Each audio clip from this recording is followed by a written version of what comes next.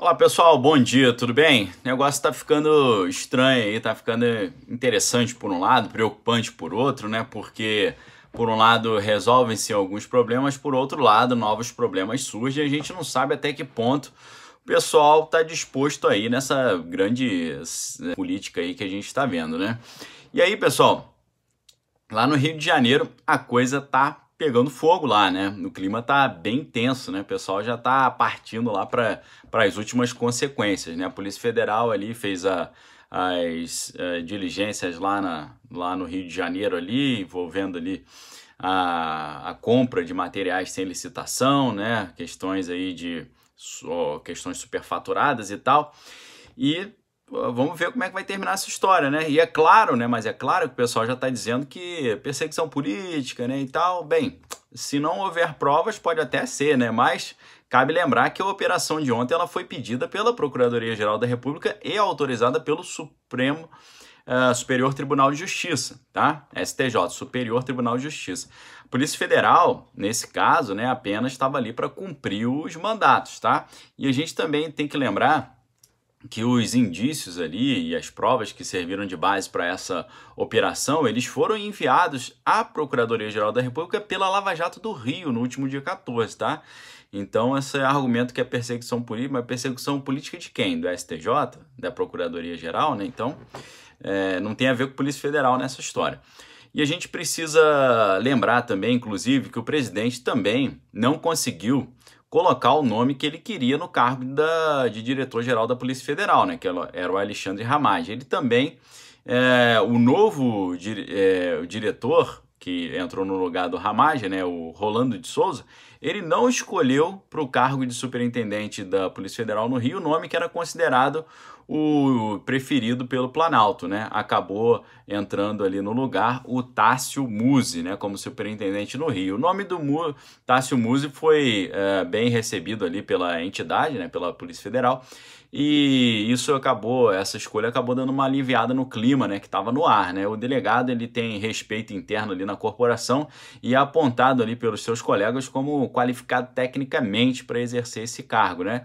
E lembrando que ele não era o nome indicado por Bolsonaro para a superintendência, né? Segundo foi falado no ano passado, né, a nomeação o presidente queria a nomeação do delegado Alexandre Saraiva para o Rio, né, mas acabou não acontecendo, né. Então essas ideias de perseguição política aí é um argumento meio frágil, né. Lá em Brasília a situação segue o seu caminho, né, enquanto o mercado financeiro tem estado otimista com a percepção de que o vídeo da reunião não trouxe elementos que pudessem complicar a situação do presidente, mas a gente precisa lembrar que, apesar desse otimismo, ainda cabe ao Procurador-Geral da República a decisão sobre oferecer ou não a denúncia, né, sobre essa investigação aí de interferência do presidente lá nas questões lá da Polícia Federal, né.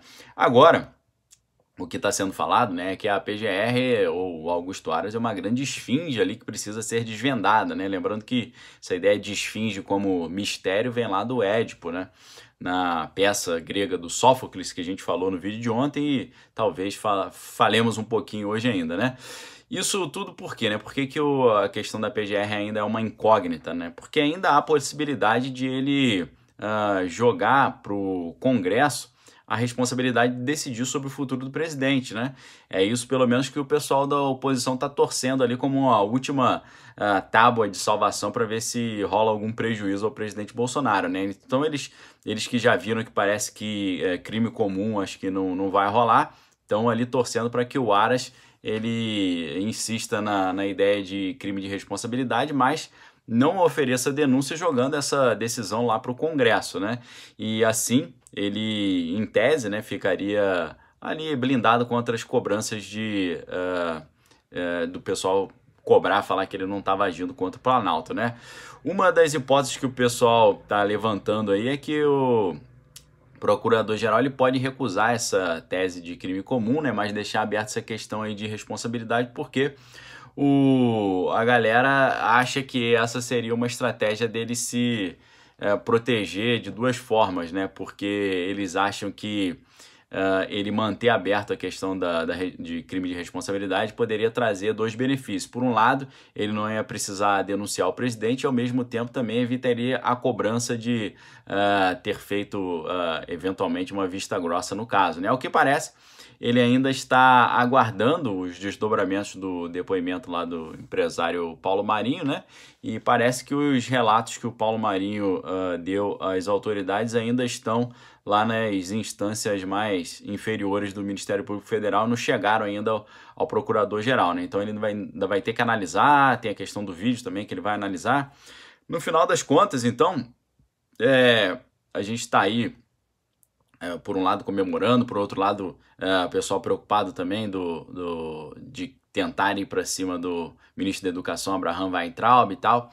É um negócio que eu já tinha falado no início, né? O pessoal ficou super empolgado com a divulgação do vídeo, mas eu falei que eles usariam isso para tentar atingir alguns ministros importantes ali do governo, né? Então, agora a gente vai ter que lidar com essa possibilidade aí que complexo, né? Você ir para cima do ministro numa situação como essa, num cenário como esse, né?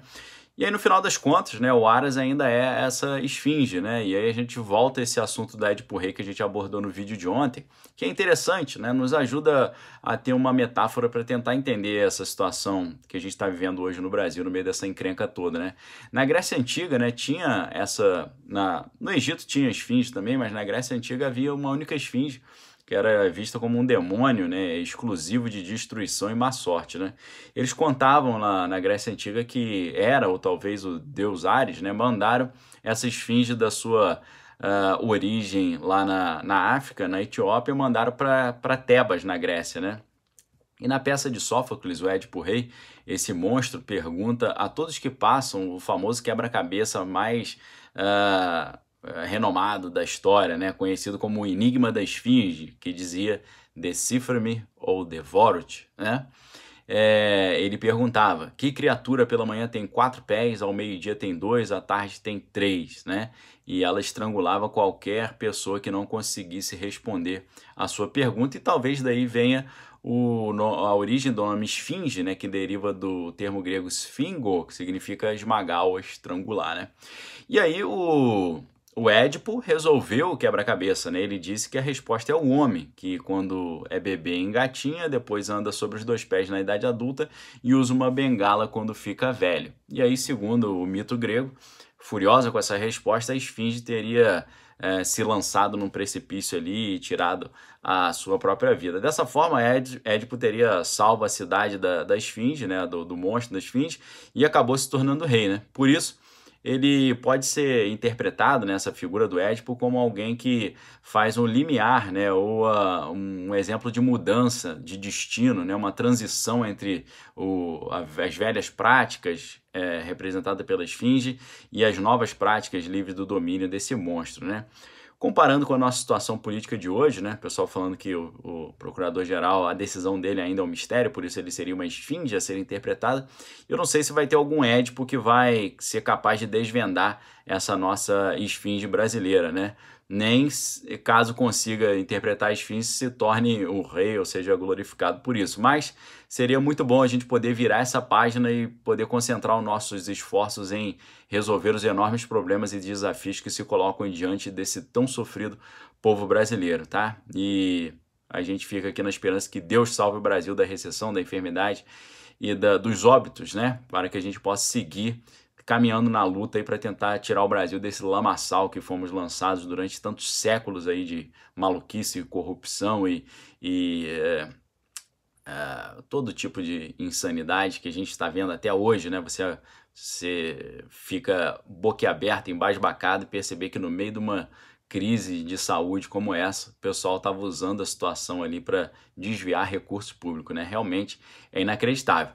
Vamos continuar acompanhando aí, ver o que o Aras vai decidir e ver também como é que vai ficar essa questão aí da tentativa de enquadrar o ministro Abraham Weintraub, né? Já tem uma mobilização nas redes sociais ali torcendo em favor do ministro. Vamos ver se o pessoal lá do Supremo vai dobrar essa aposta aí, tá bom?